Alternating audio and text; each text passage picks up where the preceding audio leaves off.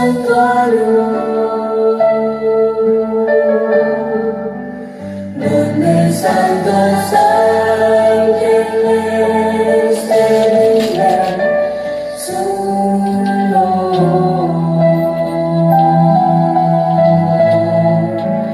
Vamos a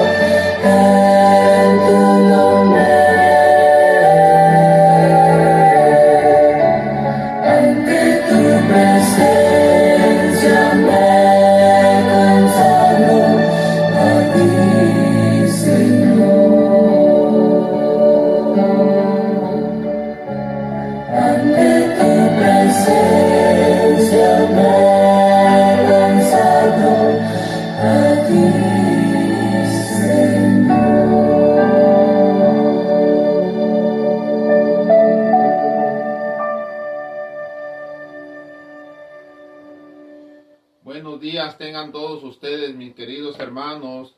Dios me los bendiga. Dios esté con cada uno de nosotros. Estaremos estudiando algo importante que las Sagradas Escrituras nos enseñan que nosotros debemos comprender y entender. Amados hermanos, el Señor es bueno con cada uno de nosotros. Nada más nosotros nos debemos poner en las manos de Dios. Voy a iniciar con una oración. Inclinemos nuestro rostro para que sea Dios el que hable a nuestro corazón, a nuestro pensamiento. Padre Santo, Padre querido, bendito y alabado sea su santo nombre, Señor. Le damos gracias a este santo sábado que usted nos ha dado. Mire, Señor, le pido por cada uno de los hermanos y hermanas que están reunidas en esta iglesia. Ayúdenos, Padre Santísimo, a que su Santo Espíritu sea el que nos vaya guiando. Que sea usted, Señor, el que hable. Que nosotros podamos aprender de su santa palabra por medio del Espíritu Santo.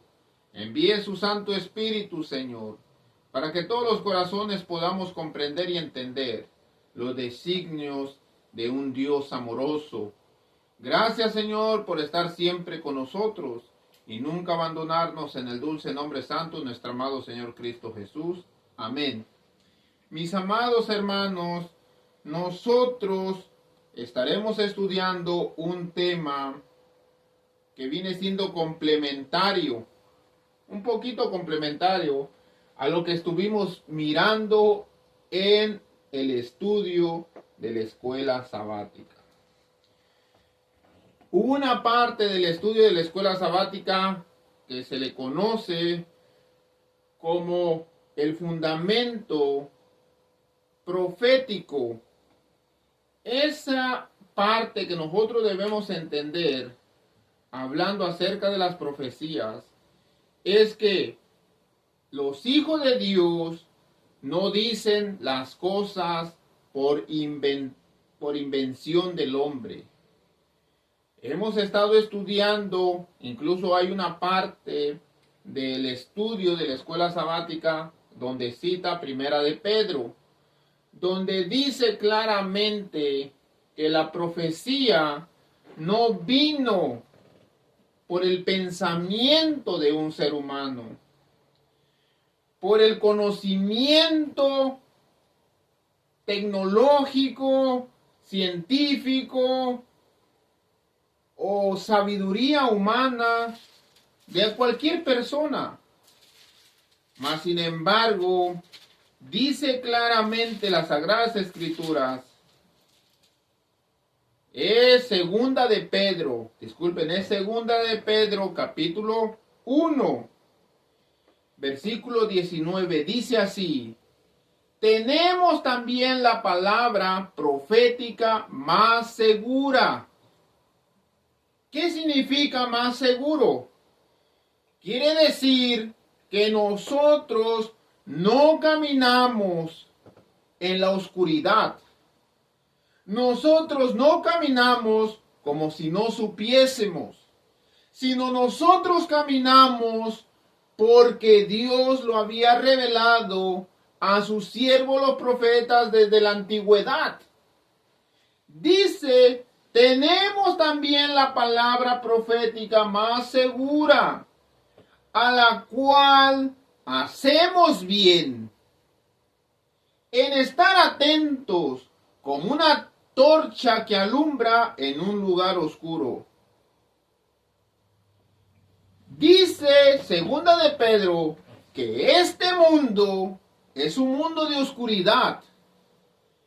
Y dice esa cita que la palabra profética más segura es como una antorcha que alumbra la oscuridad.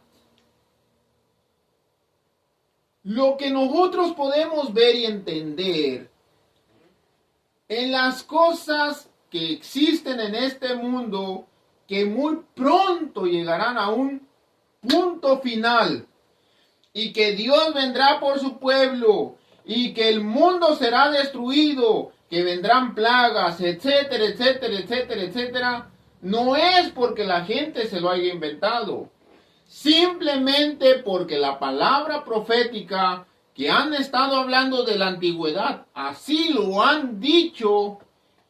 Aquí dice, ¿por medio de quién? Hay muchas personas, amados hermanos, que dicen que las Escrituras, la Biblia fue escrita por manos humanas. Y la gente no quiere creer en las Sagradas Escrituras porque dicen, oh, eso lo inventó el hombre. Lo que dice esta cita, que sí, el hombre lo escribió, pero el hombre no lo inventó. Dice esa cita que ellos fueron inspirados.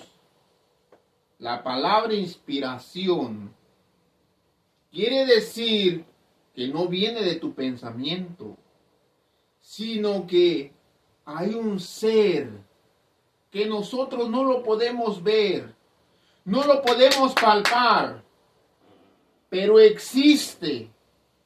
Ese ser se le llama el Espíritu Santo. Dice, déjenme le leo lo que dice la cita.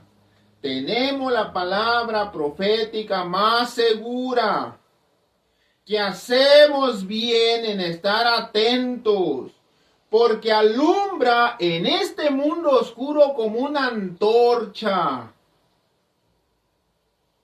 ¿Y por qué el mundo está oscuro, hermano? Está oscuro, está en tinieblas, por la maldad que hay en este mundo.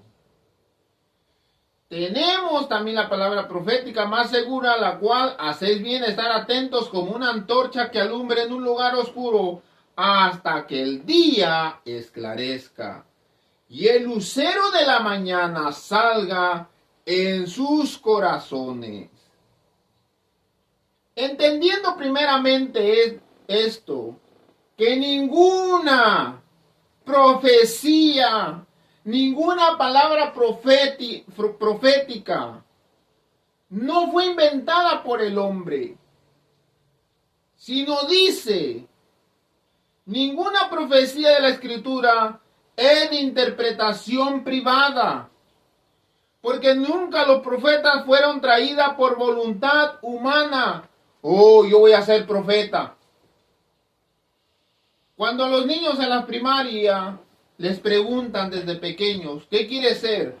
Bombero, tú, policía, tú, sucesivamente de oficios que hacemos nosotros los adultos. Ninguno de ellos dice, voy a ser profeta. Porque nadie es profeta por sí solo.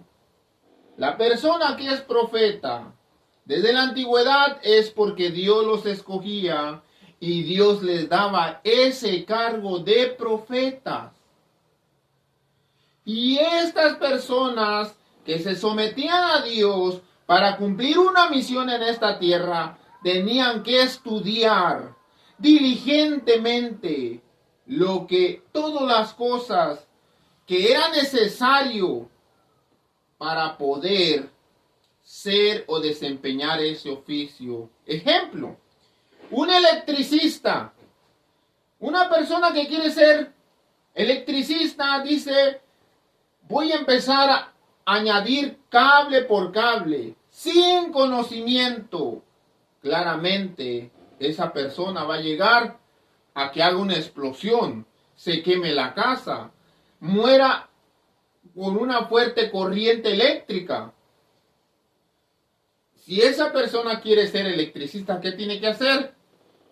Estudiar diligentemente. Aquí hay un cable rojo, aquí hay un cable azul, aquí hay un cable negro, y estarlos estudiando diligentemente, porque el día que esta persona se equivoque y conecte cables que puedan hacer una explosión, un cortocircuito, pueda que dañe toda la instalación de luz que él ya llevaba avanzado. Así de la misma manera, el profeta, cuando Dios lo elegía, su obligación es empezar a investigar todo lo relacionado al deber. Entonces ellos ya podían empeñar su oficio de profeta. El ser profeta, cuando Dios los elegía, ellos lo tomaban con amor y era un oficio que ellos tenían que desempeñar. Existen muchos profetas, el profeta Isaías, Daniel, Abacú, etcétera, etcétera, etcétera, etcétera. Mas sin embargo, escuchen. Entendiendo primeramente esto, que ninguna profecía de la Escritura es de interpretación privada. Para nosotros poder entender la profecía tenemos que tener un asesor, pero ese asesor no debe de ser un asesor humano. El asesor más importante se llama el Espíritu Santo. Nuestro amado Señor Cristo Jesús nos habla por medio del Espíritu Santo y nos va a llevar asesorando lo que nosotros debemos saber y lo que nos es necesario nosotros comprender. Porque nunca la profecía fue traída por voluntad humana, sino que los santos hombres de Dios.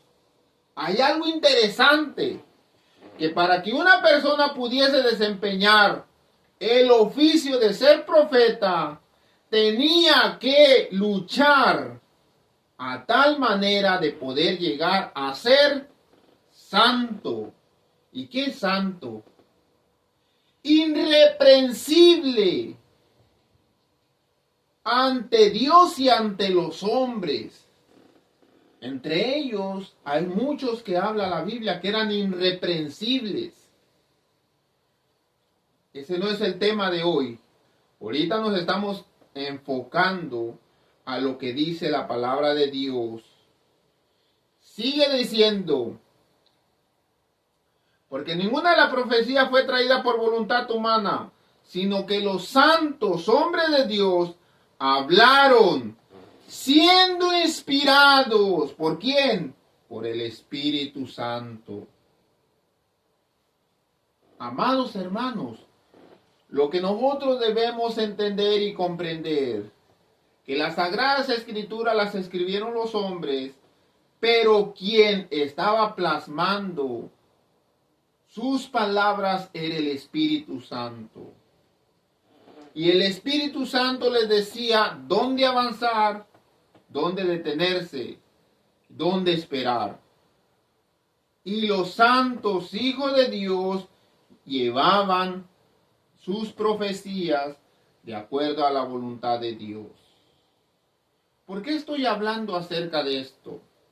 Porque les estoy diciendo, mis amados hermanos, que la profecía más segura nosotros la tenemos, que el cual nosotros hacemos bien en estar atentos, porque es una antorcha que alumbra en un lugar oscuro hasta que el día esclarezca. El lucero de la mañana. ¿Quién es el lucero de la mañana? Cristo Jesús es el lucero de la mañana. ¿Por qué dicen que Cristo Jesús es el lucero de la mañana? Les voy a decir.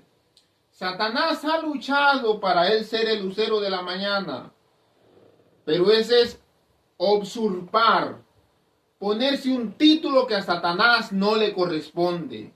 El lucero de la mañana es Jesús. Todas las personas que conocen el lucero saben que el lucero de la mañana aparece en el momento más oscuro, más sombrío de la noche.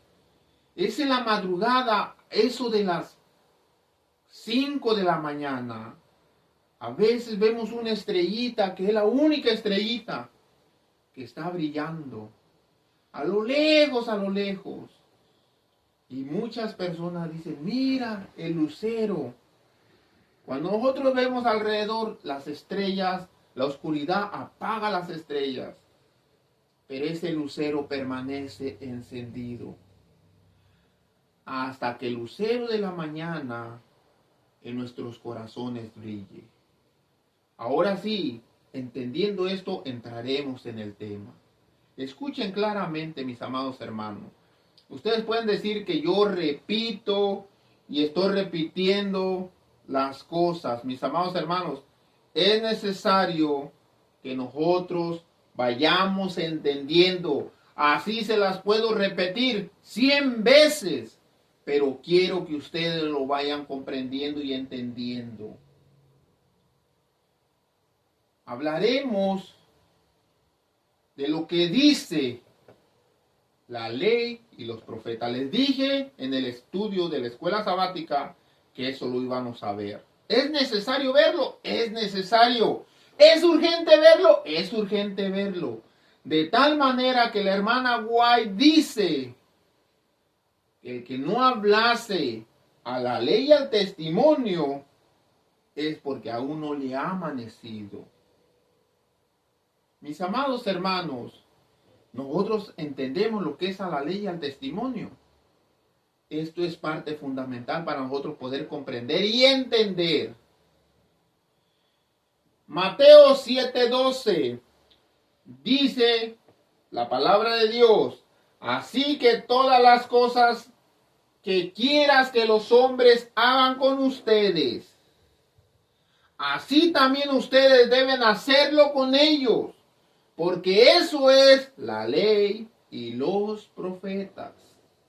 Hermano Tadeo, pero aquí está Jesús con 2 de sus discípulos. ¿Se acuerdan de la historia que estuvimos hablando en la escuela sabática? De 2 discípulos de Jesús que iban camino a Emaús. En eso se le aparece un forastero y empieza a dialogar con ellos. Se lo voy a leer. En el libro de Lucas, capítulo 24, aunque en la escuela sabática lo vimos rapidísimo porque el tiempo es demasiado corto. Ahorita vamos a entrar un poquito en detalle a eso. Dice, he aquí 2 de ellos iban el mismo día a una aldea llamada Emaús. ¿Qué día era? El día domingo. ¿Qué aconteció en el día domingo? Las mujeres fueron al sepulcro y no encontraron a Jesús. Pedro y Juan corrieron y no encontraron a Jesús. Ese mismo día, el domingo, el día de la resurrección, ellos iban caminando a una aldea llamada Emaús, que estaba a 60 estadios de Jerusalén.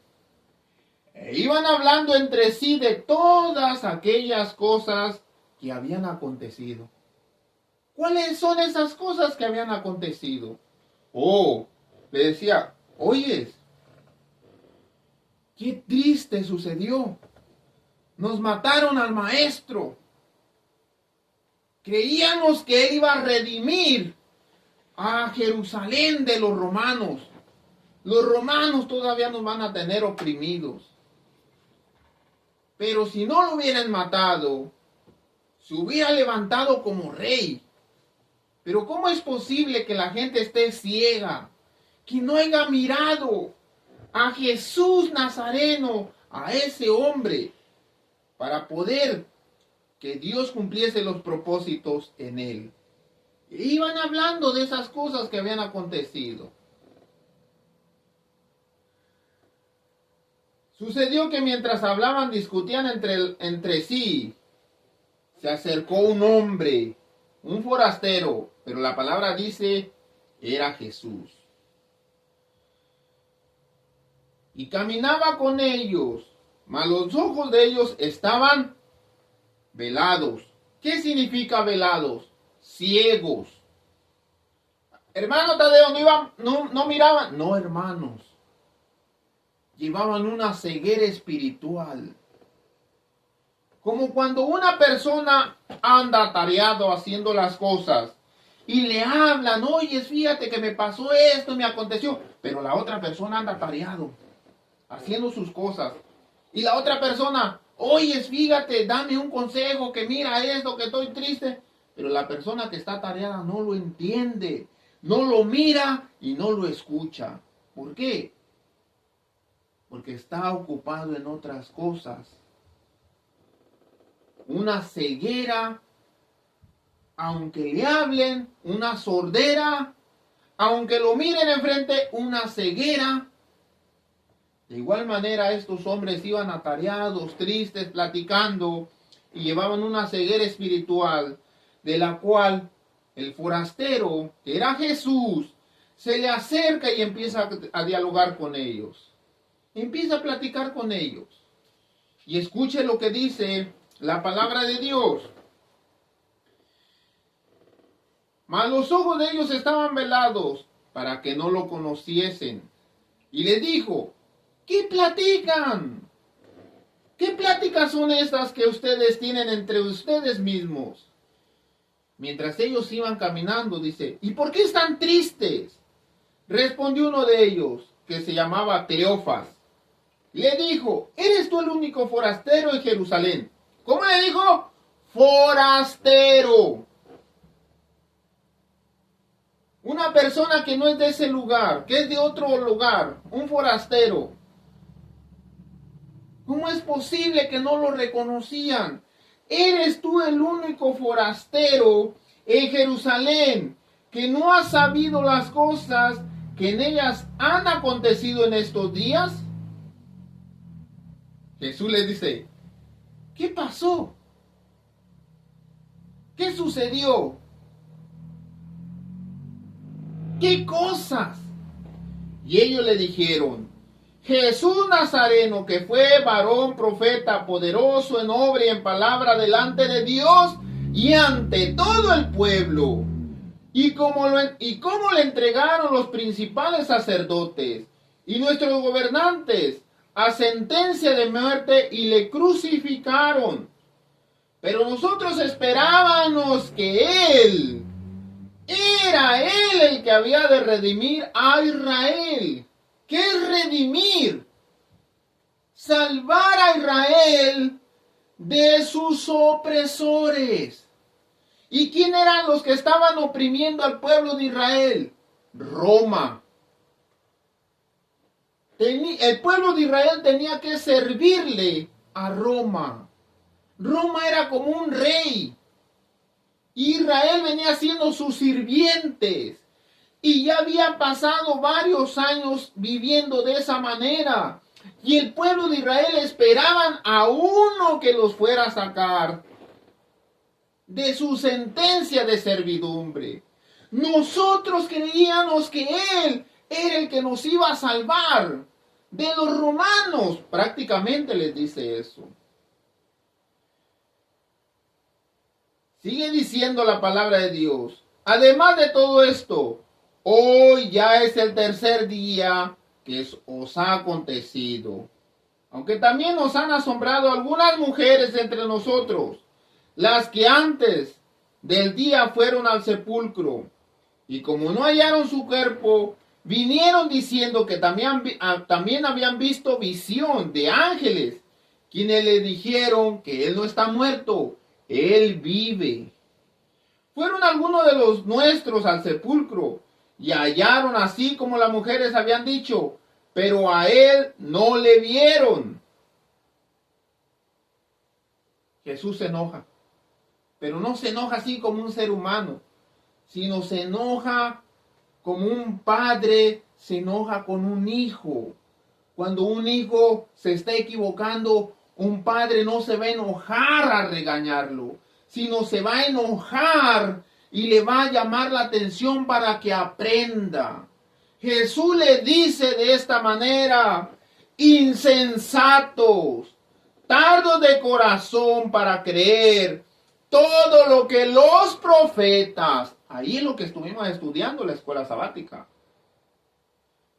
tardos de corazón para entender que lo que los profetas han dicho, no era necesario que el Cristo padeciese todas estas cosas y que entrara en su gloria, comenzando desde Moisés. ¿Y Moisés qué? Profeta. Pero a Moisés, ¿qué se le encargó? La ley. Ahí encontramos la ley y los profetas. Simple, en una simple plática. Amados hermanos, dice, comenzando desde Moisés, siguiendo por todos los profetas, le declaraba todas estas escrituras, lo que de él decía.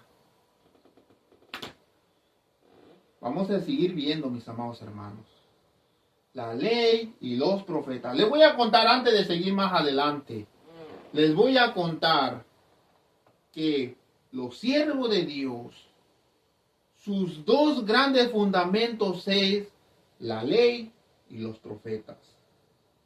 Si estás parado sobre la ley y los profetas, no hay diablo que te vaya a engañar. Pero si estás parado en los profetas y no en la ley, ay mamita, viene el diablo y te engaña. Pero si estás parado nomás en la ley y no en los profetas, el diablo te engaña. Porque uno es la mano derecha y el otro es la mano izquierda. Estaba Pablo, mis amados hermanos, cuando arrestaron a Pablo, escuchen. Cuando arrestaron a Pablo, Pablo tuvo que ser llevado a un juicio. A Pablo le pusieron falsos testigos que decían, tú dijiste esto, tú dijiste aquello, que eran falsos. Pero hubo un momento en que Pablo tenía que hablar. Y cuando Pablo habla, dice estas palabras. Está en Hechos de los Apóstoles, de nuestras Biblias, capítulo 24. No es coincidencia. Lucas 24, Hechos 24. Versículo 10 en adelante. Escuchen, estamos hablando acerca de la ley y los profetas.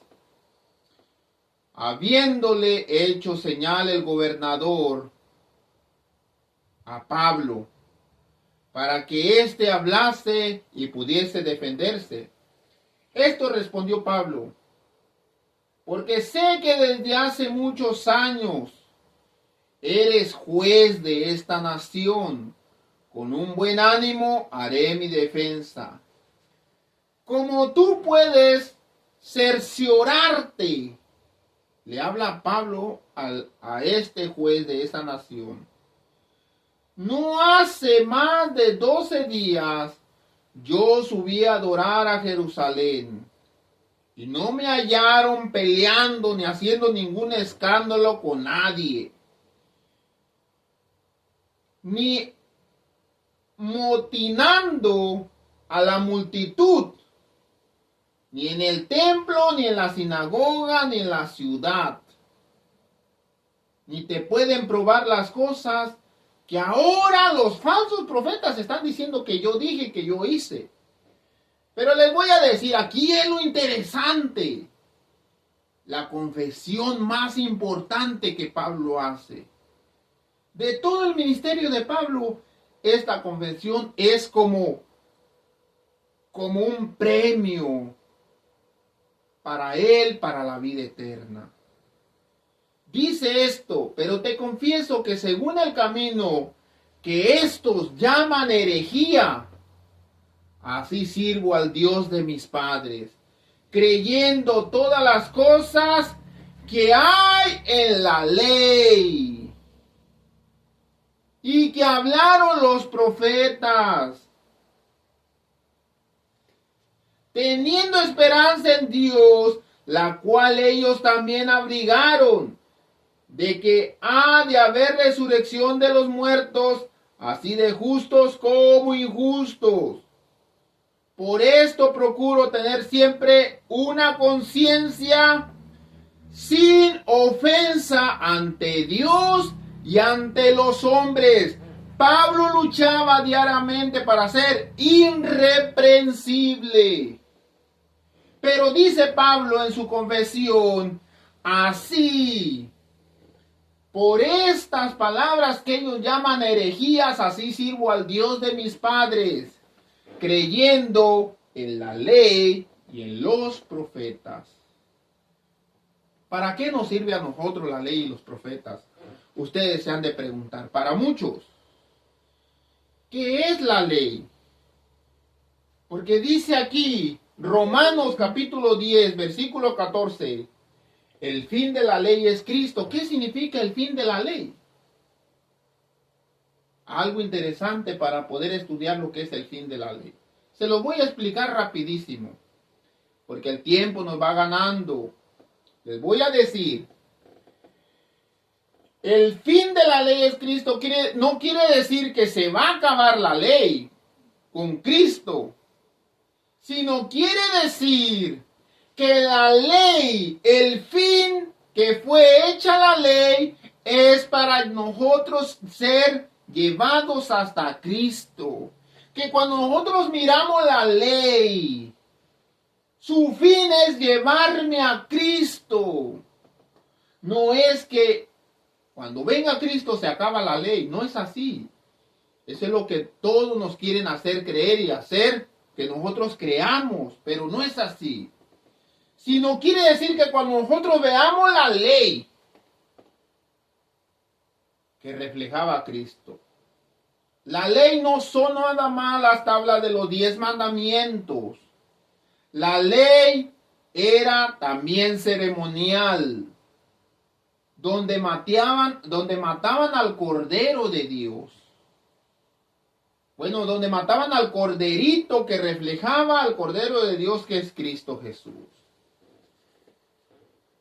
Aquí está el tabernáculo de Moisés, que representa la ley ceremonial. Ahí está la tabla de los 10 mandamientos, que representa la ley moral. Aquí está el arca de la alianza, que representa la presencia de Dios. Aquí estaba la ley y vienen los profetas. A la ley, todo esto es la ley. Oh, este no es ley, nomás aquella es ley. No, hermanos, todo esto es la ley. Los ritos ceremoniales, juntamente con las tablas de los 10 mandamientos, es la ley, la Torá. La ley, y aquí vienen los profetas. Por eso dice Lucas 16:16, la ley y los profetas eran hasta Juan.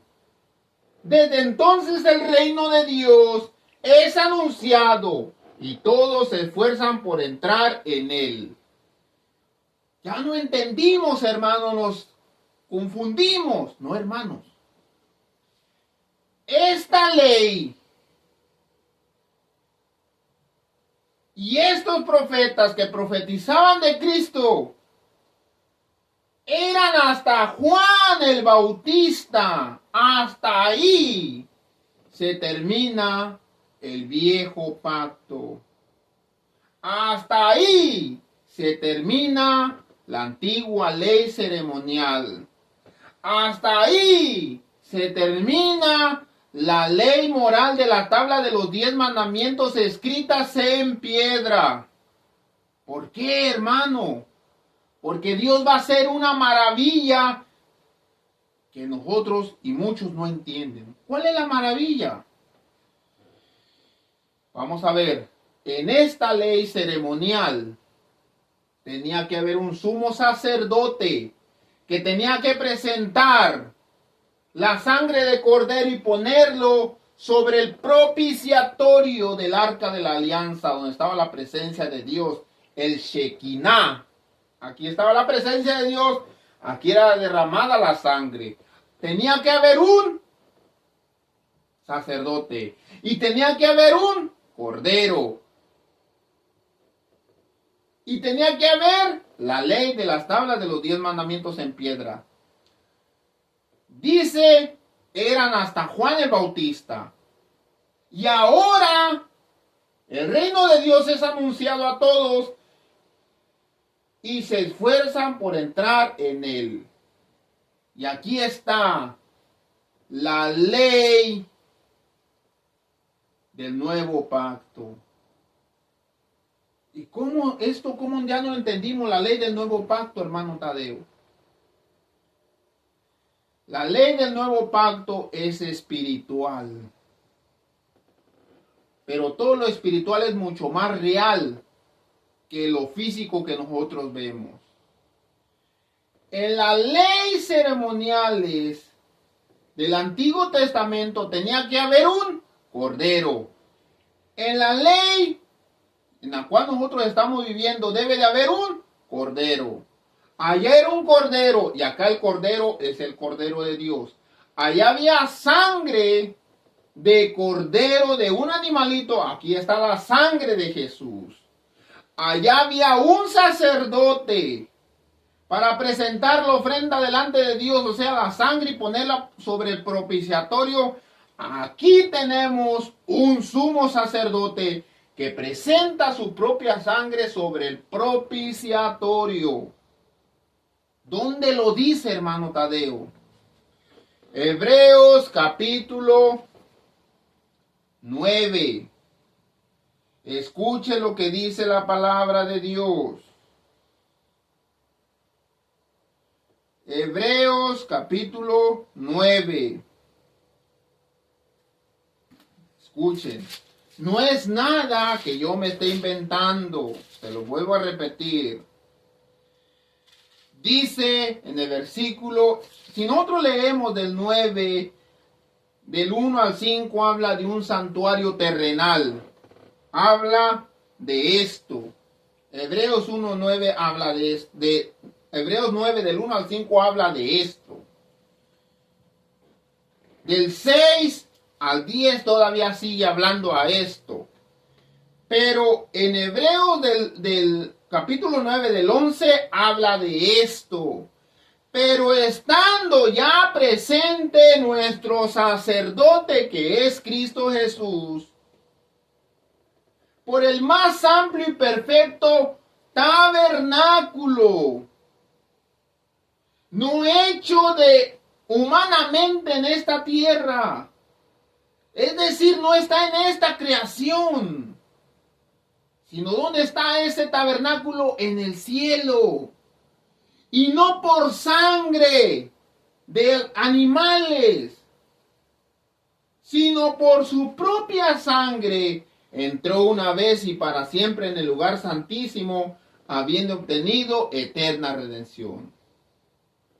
Porque si la sangre de los animales y todas las ofrendas que se hacían ahí santifican y purifican la carne, cuánto más la sangre de Cristo, el cual mediante el Espíritu eterno se ofreció a sí mismo sin mancha a Dios, limpiará vuestras conciencias de obras muertas para que sirváis al Dios vivo.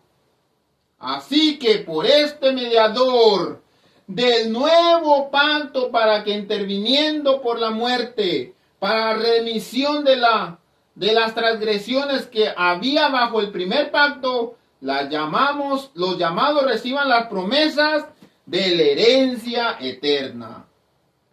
El pacto, la ley, caducó. Y ahora la ley brilla con todo su esplendor. Por eso la ley y los profetas eran hasta Juan el Bautista.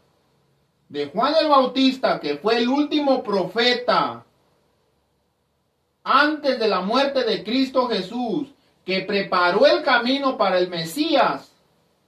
Entonces el reino, de ahí en adelante el reino es para las personas que luchan. Ahora el sacrificio ahí está. El sacerdote ahí está. La presencia de Dios aquí está. Y las tablas de los 10 mandamientos, hermano Tadeo, ¿qué pasó con ellos? ¿En qué estaban escritas las tablas de los 10 mandamientos? En piedra. Ahora, las tablas de los 10 mandamientos que estaban escritos en piedra, ahora ya no están escritos en piedra. Ahora están escritos en nuestra mente y en nuestro corazón. Amarás a tu Dios con todo tu corazón y con todas tus fuerzas. El primer mandamiento, los primeros 4 mandamientos habla el amor de Dios. Levítico 19:8, amarás a tu prójimo como a ti mismo. Yo, Dios, dice. El segundo es el amor al prójimo. Jeremías 31:33 habla que Dios lo había prometido. Daré mi ley en su mente y la escribiré en sus corazones, y yo seré por ellos su Dios, y ellos serán mi pueblo. Dios lo profetizó por medio de Jeremías. En el libro de Hebreos Dios dice, ya se los cumplí. Ya la ley de los 10 mandamientos no están escritas en piedra, mis amados hermanos, sino dice Hebreos capítulo 8, versículo 7 en adelante. Porque si aquel primero hubiera sido sin defecto, ciertamente no hubiera procurado lugar para el segundo. Porque reprendiéndoles dice, he aquí vienen días, dice el Señor, que estableceré con la casa de Israel, la casa de Judá, un nuevo pacto. No como el pacto que hice con sus padres, en el día que los tomé de la mano para sacarlos de la tierra de Egipto, porque ellos no permanecieron en mi pacto, y yo me desentendí de ellos, dice el Señor. Por lo cual, este es el pacto que haré con la casa de Israel. Después de aquellos días, dice el Señor, pondré mis leyes en la mente de ellos, y sobre sus corazones escribiré, y yo seré a ellos por Dios, y ellos serán mi pueblo. Ninguno enseñará a su prójimo, ninguno enseñará a su hermano, diciendo, conoce al Señor, porque todos me conocerán desde el menor hasta el mayor de ellos, porque seré propicio a sus injusticias, y nunca más me acordaré de sus pecados y de sus iniquidades. Amados hermanos, Ezequiel dice la palabra del Señor, 56, 26, 27. Os daré corazón nuevo, pondré mi espíritu dentro de ustedes, y quitaré vuestra carne del corazón de piedra, y os daré un corazón de carne, y pondré dentro de ustedes mi espíritu. ¿Qué es lo que escribe la ley? En la mente y en el corazón, el Espíritu de Dios, y haré que andes en mis estatutos, que guardes mis preceptos, estatutos, preceptos y ley o mandamientos, y los pongas por obra. Dios los bendiga, mis amados hermanos. Que el Señor esté con cada uno de ustedes. Alabado sea nuestro Dios. Nos vemos hasta el siguiente sábado y que el Señor esté con ustedes. Dios los bendiga.